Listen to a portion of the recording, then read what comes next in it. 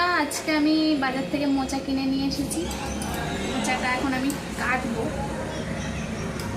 কালকে রান্না হবে মোচাটা, কিন্তু আজকে আমি ছাড়িয়ে রাখবো, কেননা যেহেতু প্রত্যেকদিন সকালবেলায় রান্না হয়, মানে 5:30 থেকে রান্না শুরু করা হয় সকালবেলা। কারণ আমার হাজব্যান্ড যেহেতু সকালবেলায় কাজে বেরিয়ে যায়, সেজন্য সকালবেলায় রান্নাটা করতে হয়।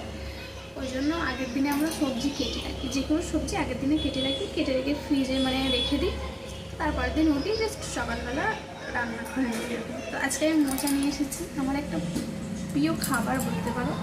আমার খুব ভালো লাগে মোচার তরকারি খেতে। তোমাদেরও কাদের কাদের ভালো লাগে এই মোচার তরকারি খেতে, তো অবশ্যই আমাকে কমেন্ট করে জানিও।